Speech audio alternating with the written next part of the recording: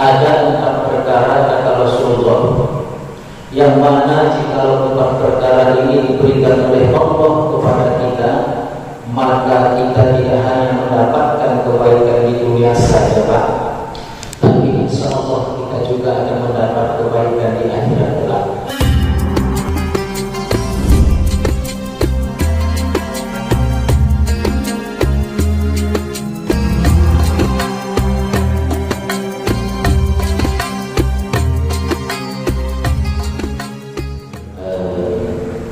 Assalamualaikum warahmatullahi wabarakatuh.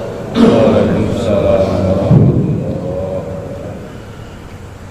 A'udzu billahi minasyaitonir rajim. Bismillahirrahmanirrahim.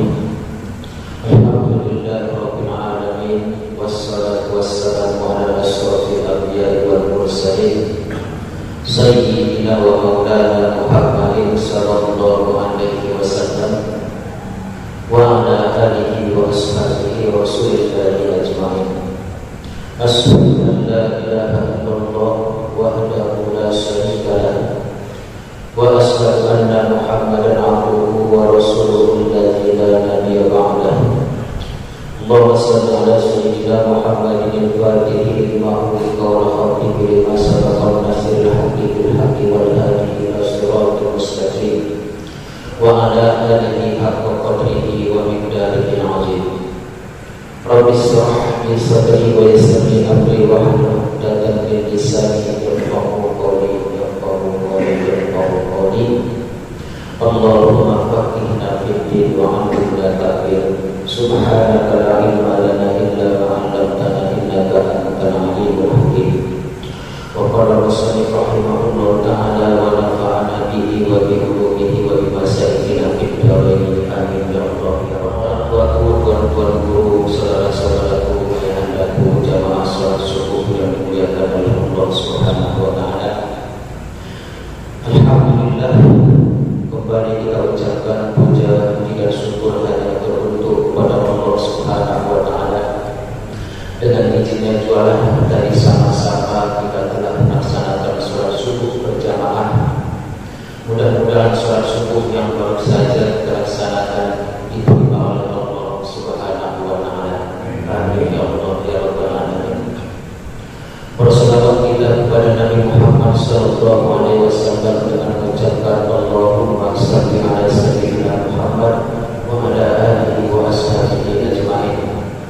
Mudah-mudahan dengan memperbanyak selawat kepada beliau dan kita berusaha untuk menjalankan sunnah-sunnahnya semampu kita, maka insya Allah mudah-mudahan pasti kita akan mendapatkan syafaat atau pertolongan. Baik jamaah salat subuh yang dimuliakan oleh Allah Subhanahu wa taala, tadi malam tepatnya setengah 12 di WA oleh Ustaz Muhammad untuk sebagai pengganti Ustaz Abdul Rahman, Pak ya. Tapi yang namanya pengganti ini Pak itu kurang minta izin ya Pak ya. Nah, tidak seperti yang aslinya gitu. Istilahnya tidak ada rokan akal menjadilah ya Pak ya. Tadi saya tanya sama Ustaz Muhammad, kita kabar kita buka kajian umum aja Ustaz sebenarnya ya. Jadi saya tutup kembali ini memang kita punya ada ya Pak dalam ini dan ada di malam Jumat kajian Allah Subhanahu wa taala. Sampai di sini saya teringat akan sebuah hadis Rasulullah Muhammad sallallahu alaihi wasallam diriwayatkan oleh Imam At-Tirmizi. Apa kata Rasulullah sallallahu alaihi wasallam? Arba'atun man u'tiyahunna faqad u'tiya khairal dunya wal akhirah. Ada 4 perkara kata Rasulullah, yang mana jika 4 perkara ini diberikan oleh Allah kepada kita, maka kita tidak hanya mendapatkan kebaikan di dunia saja Pak, tapi insya Allah kita juga akan mendapat kebaikan di akhirat kelak. Apa yang 4 perkara itu kata para sahabat? Yang pertama adalah qalban sakira, yang kedua adalah walisanan zakira, yang ketiga adalah wabadanan alal bala'is sabira, dan yang keempat adalah wazawjatan solehah. Insyaallah inilah yang akan menjadi kajian subuh kita yang mulia ini.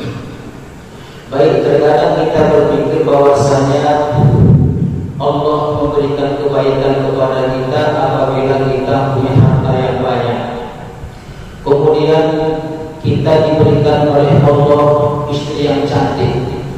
Kemudian kita diberikan oleh Allah Subhanahu wa taala tanah yang luas di mana-mana. Kemudian uang kita di segala penghadapan. Lalu kita katakan itu adalah kebaikan Allah Subhanahu wa taala. Seakan-akan kebaikan Allah itu hanya terbatas kepada rezeki yang sifatnya materi saja, Pak. Itulah kadang-kadang kita selalu berpikir macam itu. Tapi kalau kita baca hadis Rasulullah SAW tadi, bahwasanya kebaikan Allah itu dalam hadis tadi bukanlah sesuatu yang materi, tapi sesuatu yang immateri atau yang non materi. Kalau hanya materi saja kita gantungkan kepada kebaikan Allah, maka sangat sedikitlah Pak orang yang mendapatkannya.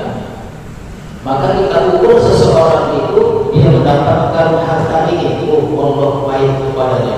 Kita tengok orang sebelah kita, ini orang miskin, ternyata Allah tidak baik kepadanya. Ini kan bisa membuat kita bersangka kepada Allah Subhanahu wa taala. Jadi kebaikan yang menurut Rasulullah SAW yang sebenar-benar baik di dunia dan baik juga di akhirat adalah sesuai dengan apa yang dikatakan oleh Rasulullah tadi. Al-ba'atu man utiyatunna faqad utiya khair dunya wal akhirah. Ada 4 perkara kata Rasulullah yang jika diberikan oleh Allah Subhanahu wa taala kepada kita, maka kita tidak hanya mendapatkan kebaikan dunia, tapi sekaligus kata Rasulullah mendapatkan kebaikan di akhirat kelak. Yang pertama tadi adalah qalban syakir, yaitu hati kita yang diberikan oleh Allah yang pandai atau yang selalu bersyukur kepada Allah Subhanahu wa taala dalam setiap keadaan. Kita kadang-kadang pernah diberi Allah rezeki baru kita ucapkan alhamdulillah. Minum kita nanti ini bismillahirrahmanirrahim, kita minum bunyi baru alhamdulillah. Kalau tak bunyi mungkin lupa kita alhamdulillah. Makanya diberitakan oleh Rasulullah itu ketika habis sholat itu ucapkanlah alhamdulillah sebanyak 33 kali. Karena banyak yang tak kita minta, banyak yang tak kita minta, tapi sudah diberikan oleh Allah Subhanahu wa taala. Apa contohnya? Banyak sekali kalau kita oksigen, makanya itu contoh kecil yang tak pernah kita minta, tapi diberikan oleh Allah Subhanahu wa taala secara gratis kepada kita. Makanya disunahkan kita 33 kali setiap sholat fardu mengucapkan kalimat alhamdulillah, segala puji bagi Allah. Oleh karena itu, kalau kita diberikan oleh Allah Subhanahu wa taala hati yang paling bersyukur, maka itu merupakan kebaikan dari Allah, dan kebaikan itu Pak tidak hanya di dunia, tapi insyaallah balik pula di akhirat kelak. Pandai kita bersyukur kepada Allah Subhanahu wa taala. Cobalah kita lihat Quran surah Ar-Rahman itu Pak, berapa kali diulang oleh Allah dalam Al-Quran, fabi'ayyi ala'i rabbikuma tukadziban. Nikmat Tuhan kamu yang mana yang tidak, yang kau dustakan, kata Allah Subhanahu wa taala. Banyak yang kita dustakan.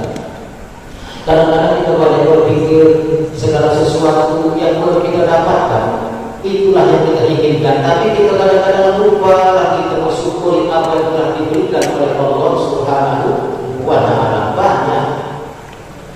Oleh karena itu janganlah kita ukur sesuatu kebaikan Allah itu dari sudut materinya saja, tapi hati yang paling bersyukur itu apa? Segala sesuatu yang merupakan nikmat dari Allah yang tidak terhingga diberikannya kepada kita. Duit diberikan oleh Allah, harta diberikan oleh Allah Subhanahu wa taala. Belum tentu harta itu Pak. Kalau harta itu jatuh ke tangan yang tak pandai menggunakannya, maka harta itu bisa membawa dia ke neraka. Sama dengan para ustaz juga Pak. Kalau kita ustaz yang tak bisa membawanya, tak ikhlas memberikan kepada jamaahnya, maka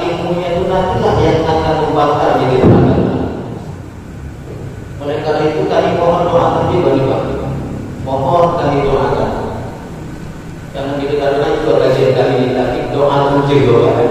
Nah, karena apa kata Allah dalam Quran surah As-Saffat itu, ya ayyuhallazina amanu lima taquluna ma la taf'alun kabura maqtan indallahi an taqulu ma la taf'alun. Wahai orang-orang yang beriman, kata Allah, janganlah engkau mengatakan tapi engkau tidak melakukannya. Kabura maqtan, kata Allah, amat besar keburukan Allah apabila engkau selalu mengatakan, selalu menasihati orang, selalu memberi pengajian kepada jamaah, tapi kau sendiri tidak melakukannya. Ini amat besar. Jadi kami disindir oleh Allah Subhanahu wa Ta'ala.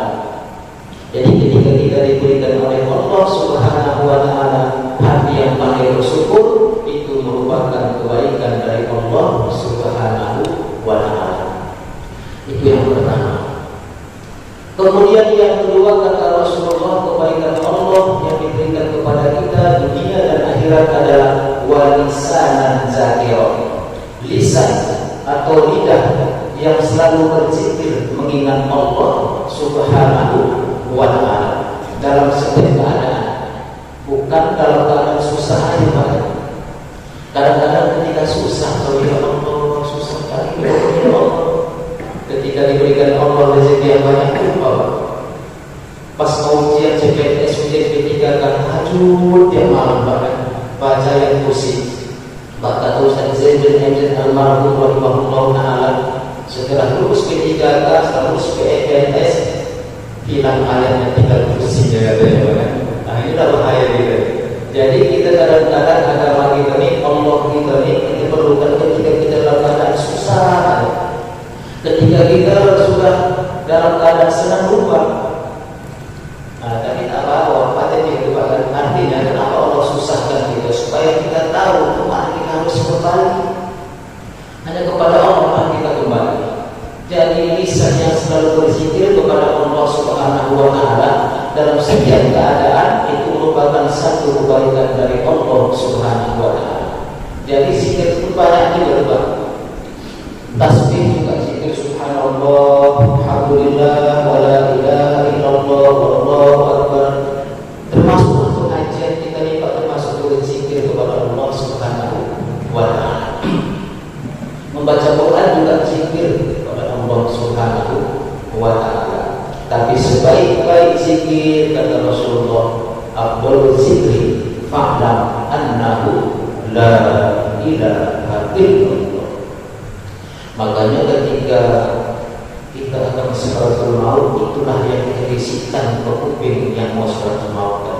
Tapi sayangnya, tapi mudah-mudahan tidaklah kita lupakan, tapi sayangnya ketika dia hidup yang sakaratul maut tadi tak pernah mengucapkan kalimat itu.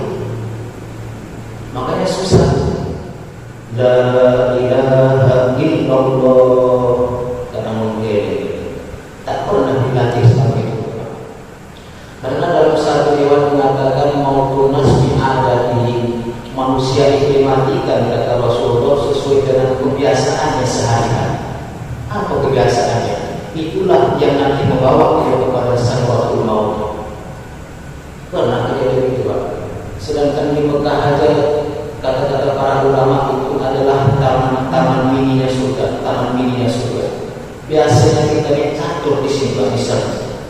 Nanti di Mekah itu bawa-bawa orang yang suka belanja di kampung kita nih atau di Indonesia nih, sampai nanti di Mekah itu kerjanya belanja. Itu tunjukkan Allah yang baru di Mekah.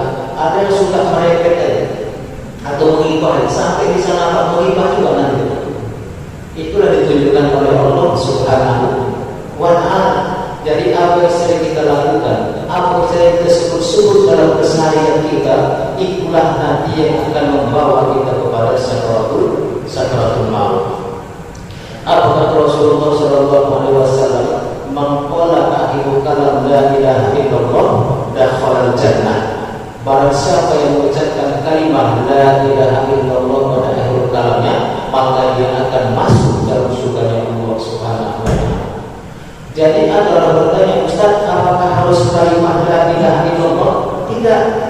Contohnya bila dirubah, bahkan ketika akhir kalamnya dia mengucapkan al-ahad, ahad, ahad. Maksudnya terwujud kepada Allah Subhanahu wa Ta'ala. Jadi ahad itu masuk la ilaha illallah, ar-Rahman, langsung dia Allah. Makanya dalam zikir tasawuf itu banyak kepada ada zikir lisan, ada zikir hobi, dan ada zikir nafas. Makanya itulah karena terakhir nanti ketika kita sampai ke bawah itu pikir itu kembali lagi. Yang ada nafas kita tuh yang terakhir. Ditarik ke dalam bahasa Indonesia nafas itu menjadi nafsu. Makanya Allah memanggil dia ayatuhan nafsul mutmainnah. Irji'i ila rabbiki radiyatan mardiyah fadkhuli fi ibadi wadkhuli jannati. Wahai jiwa yang tenang, dipanggil oleh Allah Subhanahu wa taala. Tapi ingat, jiwa yang tenang ini artinya masih membelakangi Allah Subhanahu wa taala. Karena ada tujuh kata nafsu dibagi-bagi. Yang pertama nafsu amarah, yang kedua nafsu lawamah, yang ketiga nafsu mutmainnah. Ini tak akan dipanggil oleh Allah ketiga nafsu. Jadi bahan bakar ke dalam hati neraka. Tak dipanggil. Yang keempat inilah mutmainnah, radiyah, mardiyah, kamilah yang ketujuh. Tapi kamilah ini tidak pada Nabi lah. Jadi nafsu mutmainnah itu masih neraka nih Pak. Maka dipanggil oleh Allah, ya ayatuhan nafsu mutmainnah, wahai jiwa yang tenang. Masih dipanggil, artinya masih mendekati Allah Subhanahu wa taala. Ketika dia ridho dengan panggilan Allah Subhanahu wa taala, naiklah tingkatannya menjadi radiyah dan mardiyah secara otomatis. Jadi salah satu amalan-amalan terbaik para orang tasawuf itu adalah ini doa berzikir, ma'lam annahu la ilaha illallah. Nampak kadang-kadang dari keseharian itu terkejut dia astagfirullah, melihat sesuatu keagungan Allah atau masya Allah, kalau berjanji insya Allah. Itulah salah satu tanda-tanda orang yang selalu ingat Allah Subhanahu wa taala. Kita terkejut. Apa itu ucapan coba? Kadang-kadang sesuatu itu sungguh kita ucapkan astagfirullahaladzim. Nah itulah kadang-kadang gambaran yang ada dalam hati kita. Jadi untuk melatih zikir itu memang sebaik-baiknya dari kita tahlil bahkan salah subuh karena suara saya kalau saya dekat dari tahlil mungkin baik ceramah lagi ya. Biasanya subuh saya tahlil afroji di ma'lam annahu la ilaha illallah.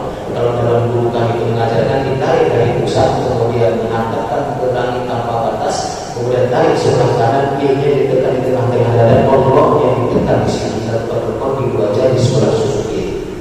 La ilaha illallah, la ilaha illallah setiap hari. Itu guru kami mengajarkan minimal itu jauh dan guru kami 165 kali setiap habis sholat fardu. Kalau kita sedang melakukan ini pulang kita di rumah kita lakukanlah itu di rumah lebih aman kan? Jadi yang kedua yaitu wanisana zakirah, lisan atau lidah yang senantiasa selalu mengingat Allah Subhanahu wa taala, tidak hanya di dalam susah tapi walaupun kita dalam keadaan senang. Karena pada umumnya manusia itu selalu ingat kepada Allah apabila dia jatuh, miskin ingat Allah, ada masalah ingat kepada Allah.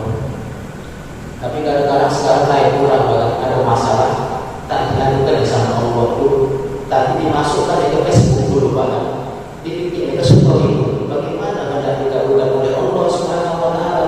Bahkan sakit kepala itu kita dia kasih Allah, sakit kepala ini Allah. Di Facebook tahu ya, sempat 2.000 orang cekol itu apa kepala itu 2.000 orang cekol. Itulah bahaya dari Allah tak tahu. Salah satu sifat Allah dalam kitab Darul Hadis itu adalah bercemburu. Bercemburu sifat Allah Pak. Kalau kita mengadu setelah itu kepada Allah, sebelum kepada Allah dari maka Allah akan kecewa dengan diri. Tapi kalau kita mengadu kepada Allah Subhanahu wa taala terlebih dahulu, seandainya berdoa kita atau masalah kita belum dikabulkan, belum diselesaikan oleh Allah, paling tidak hati kita bisa merasa tenang ketika itu. Yakinkan itu. Jadi kalau ada masalah itu jangan langsung kepada orang dulu, apalagi kepada Facebook kita. Adukan dulu kepada Allah Subhanahu wa taala. Inilah yang kedua. Kemudian kebaikan Allah dunia dan akhirat yang ketiga adalah dua badanan alal baladis sabir, yaitu Allah Subhanahu wa taala memberikan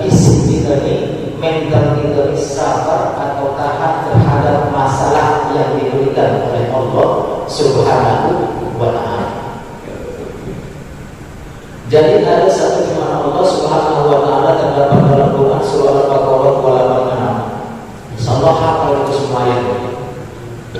La yukallifullahu nafsan illa wus'aha.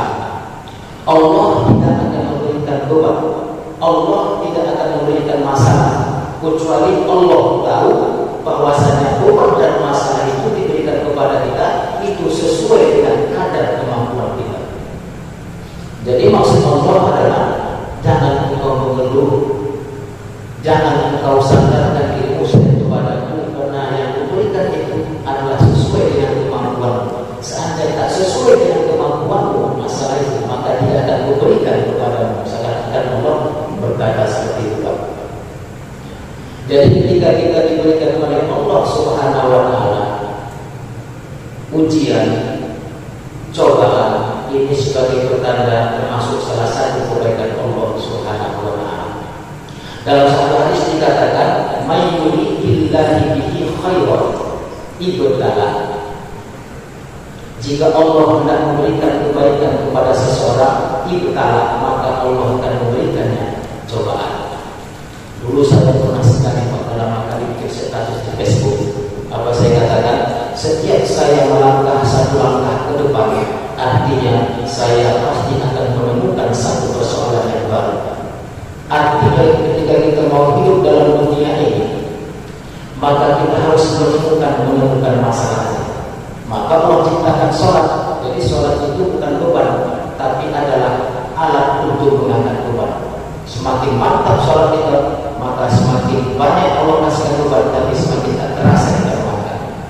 Itulah dimudahkan oleh Allah Subhanahu wa taala. Contohnya anak SD setelah tamat SD dia pikir sudah aman, aku sudah lulus. Ternyata ujian lagi masuk SMP, Pak. Habis masalah. Lulus SMP, masuklah SMP favoritnya. Lulus SMP, masuk SMA, ujian lagi. Masuk SMA, lulus, mau kuliah lagi, ujian lagi. Lulus masuk S1, dapat gelar sarjana. Pikirnya sudah habis masalah lagi, nganggur pula. Tak bisa habis masalahnya, Pak. Sampai ketika kita nanti sakratul maut, barulah habis masalah ini, timbul masalah baru di alam barzakh. Allah, tak bisa habis. Jadi ketika Allah Subhanahu wa taala memberikan beban atau masalah berupa ujian dan cobaan kepada kita cuma dua, Pak. Ini kita tarik kepada qada dan qadarnya Allah Subhanahu wa taala. Salah satu cabang iman itu dalam kitab Manul Ahkam menyempurnakan sesuatu yang telah sempurna itu dikatakan ada dua.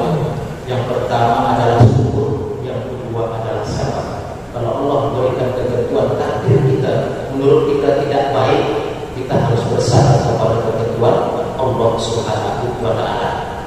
Tapi menurut kita itu baik, kita harus bersyukur kepada Allah Subhanahu wa taala. Jangan sampai menyalahkan Allah, jangan sampai menyalahkan takdir. Dulu masa-masa kita SMA kan, saya juga ada satu film di dunia itu takdir itu kejam. Makanya mungkin pusat menghilangkan film itu sampai sekarang tak pernah main lagi. Takdir itu kejam. Maka di sini timbullah beberapa pemahaman, ada Jabariyah, ada Qadariyah, ada Mu'tazilah. Kalau kita adalah ahli sunnah wal jamaah. Jangan kita menyalahkan Allah. Misalnya hari ini ada kadang-kadang orang berjudi di luar sana juga. Lalu dia mengatakan berjudi ini adalah kehendak Allah Subhanahu wa taala. Jadi aku tidak salah, aku dipaksa oleh Allah Subhanahu wa taala. Orang semacam ini adalah pemahaman Jabariyah. Ada juga orang yang mengatakan bahwasanya Allah itu tidak memberikan manfaat kepadaku selain itu adalah perbuatanku. Aku minum, aku sendiri perbuatanku. Aku makan, perbuatanku sendiri. Tidak ada campur tangan Allah Subhanahu wa taala. Itu adalah pemahaman Qadariyah. Kalau kita tengah-tengah ada ikhtiar di situ, ada usaha kita. Walaupun hasil usaha kita nanti pun kita sadar kepada Allah Subhanahu wa taala. Tapi kalau sesuatu yang buruk kepada kita, tak boleh pula kita sadarkan kepada Allah.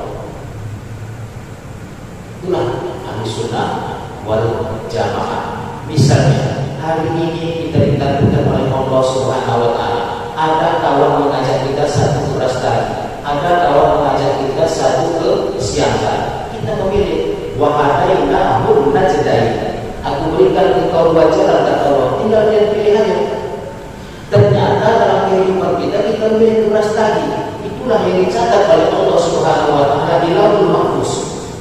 Dan ketika terjadi namanya takdir Allah Subhanahu wa Ta'ala, artinya Allah bukan memaksa kita berastagi, tapi karena ilmu Allah Subhanahu wa Ta'ala Maha mengetahui sebelum Dia menciptakan sesuatu, Dia tahu kita akan memilih ini. Itulah yang dicatat oleh Allah Subhanahu wa Ta'ala, yang dicatat itulah yang akan terjadi. Nah, jadi bukan Allah memaksa, ya, tapi ada nanti memang Allah memaksa. Anak uridu an takrim Allah fa'anu bimayukin. Aku mau, Allah mau, sesungguhnya yang terjadi itu adalah kemauan Allah Subhanahu wa Ta'ala. Tapi itu makom-makom nanti berbeda pula, karena kita kan masih orang awal. Kemudian ada khusus atau khawas. Jadi itulah yang ketiga, Pak. Allah memberikan kita cobaan. Dalam satu hadis mengatakan inna asaddal anbiya sumal awliya sumal ulama sumal amsal wal amsal kemudian nasu ala sabit ini. Sesungguhnya yang paling berat cobaan itu, kata Rasulullah, ya kami para nabi, kemudian para wali-wali Allah, kemudian para ulama, kemudian ke bawah, terus ke bawah, kita semuanya kata Nabi pasti diuji sesuai dengan kadar kemampuan kita dalam memegang agama ini. Jadi siap-siaplah mendapat ujian dari Allah Subhanahu wa Ta'ala.